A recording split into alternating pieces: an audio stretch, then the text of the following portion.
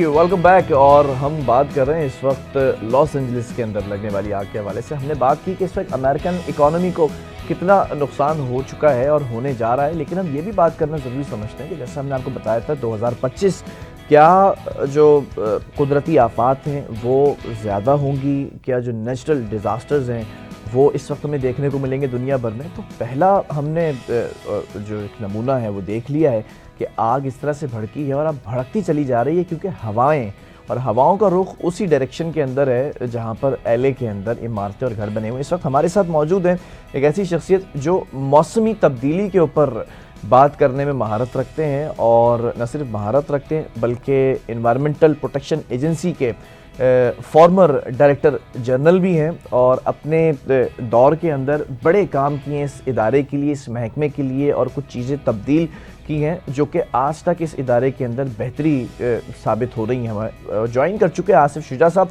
आसिफ साहब good morning, अस्सलाम वालेकुम, कैसे हैं आप? जी अस्सलाम वालेकुम जनाब। जी बिल्कुल ठीक ठाक। आफ्टर अ लॉन्ग टाइम बस चैनल से चैनल चेंज होता जाता है, लेकिन आपका साथ और हमारा साथ रहता है हमेशा। जी इंशाल्लाह अंदर भी रहेगा जनाब, इंशाल्लाह इंशाल्लाह। सर ये बताएं, आपने स्टडी कर लिया होगा सारा ये मौसम, ये जो तब्दील हो रहा है, चीज़ें हैं, हवाएं चल रही हैं, कितने नॉटिकल माइल्स पर चल रही हैं, किस डायरेक्शन में चल रही हैं, आगे क्या होने जा रहा है। आग का जो एक बेसिक जो फैक्टर बताया जा रहा है भड़कने का, वो हवाएं बताई जा रही है, क्या कहेंगे आप इस पर? जी बिल्कुल आपने सही फरमाया।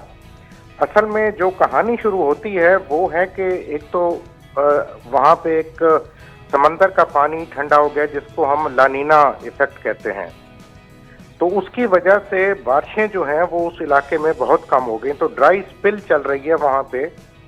तो और फिर दूसरा ये कि क्लाइमेट चेंज की वजह से एक तो टेम्परेचर बढ़े हैं, फिर ड्राउट बहुत ज़्यादा प्रोलॉन्ग हो गया, और दूसरा ये है कि एटमॉस्फेयर जो है इस वक्त बहुत ड्राई थी। ठीक है। तो इस वजह से अब क्योंकि कैलिफोर्निया एक ऐसा इलाका है जहाँ पे समंदर भी है, पहाड़ भी हैं और सहरा भी हैं। अच्छा। तो सहरा की तरफ से एक सांता आना कहलाता है इलाके का इफेक्ट है, उसको सांता आना विंड कहते हैं। तो उधर से बहुत ही तेज हवा, कुछ 100 किलोमीटर पर आवर के हिसाब से वहां से विंड आई, और अब उसकी वजूहात क्या है कि जंगल में आग जो लगी सबसे पहले, वो कोई कहता है जी लाइटनिंग की वजह से हुई, हालांकि वहाँ पे कोई कहते हैं लाइटनिंग का ऐसा मसला नहीं था जो आसमानी बिजली उस पर गिरे, तो कोई खता ऐसी हुई है जिससे चिंगारी भड़की है।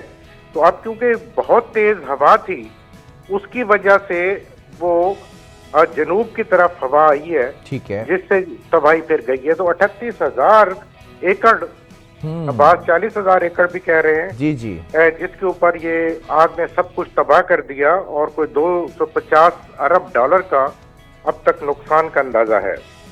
तो ये इसका ताल्लुक तो बिल्कुल क्लाइमेट चेंज के साथ है।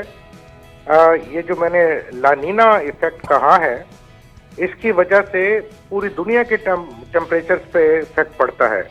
तो कैलिफोर्निया में ड्राई सीजन और ड्राई चीज़ों की वजह से ये मसला हुआ।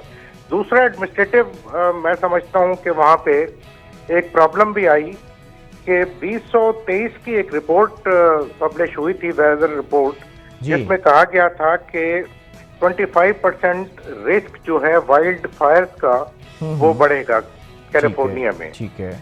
तो अकॉर्डिंगली उस पे कोई हाई अलर्ट जो है वो नहीं किया गया कि लोगों को, और जो फायर फाइटर्स थे उनको मोबिलाइज करा दिया जाता अपनी जगहों पे। ठीक है, ये बहुत बड़ा पॉइंट है जो आपने इस वक्त बात की है कि जब एक थ्रेट अलर्ट आ चुका था नेचुरल डिजास्टर का, तो उसको अमेरिकन गवर्नमेंट ने या एलए गवर्नमेंट ने इतना सीरियसली क्यों नहीं लिया? तो ये भी एक शुबा जा रहा है कि ये प्री प्लान तो नहीं था कुछ।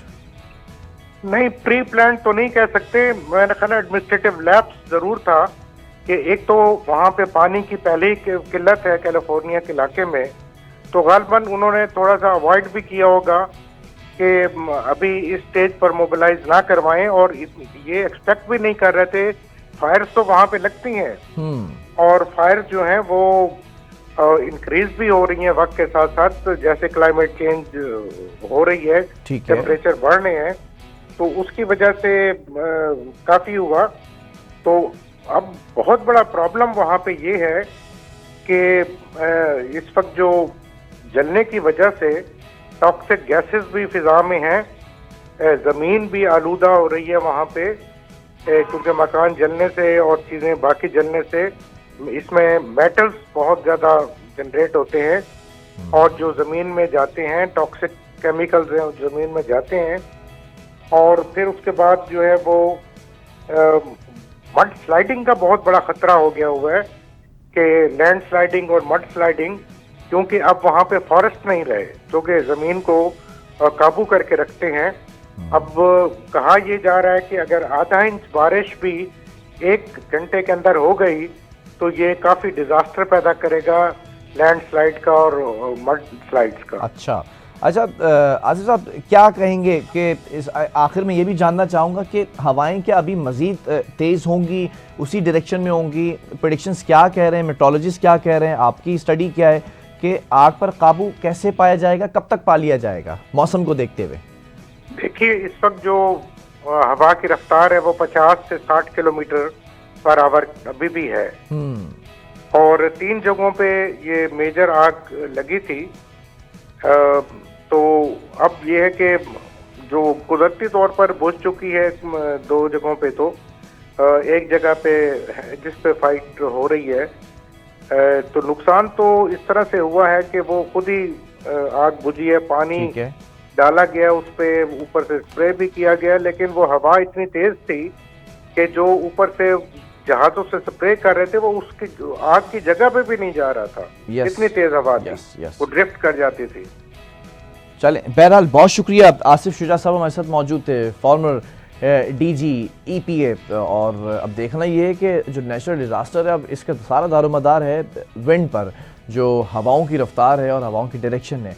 देखना ये अपडेट करेंगे आपको कि जब आग बुझाने की तरफ ये अमल तेज़ कर दिया जाएगा और बुझ जाएगी तब भी हम आपको बताएंगे। वक्फे की तरफ जा रहे हैं, वक्फे के बाद हम बात करेंगे एक बड़े इम्पॉर्टेंट टॉपिक के ऊपर, और वो टॉपिक ये है कि गज़ा की जो जंग थी, जो जंग छिड़ गई थी और पूरे साल से ज़्यादा वो जंग चलती रही, अब जंग बंदी का ऐलान किया गया है। तो इस ऐलानात के पीछे हक़ाइक़ क्या हैं, कौन कौन से ममालिक शामिल हैं और क्या होने जा रहा है?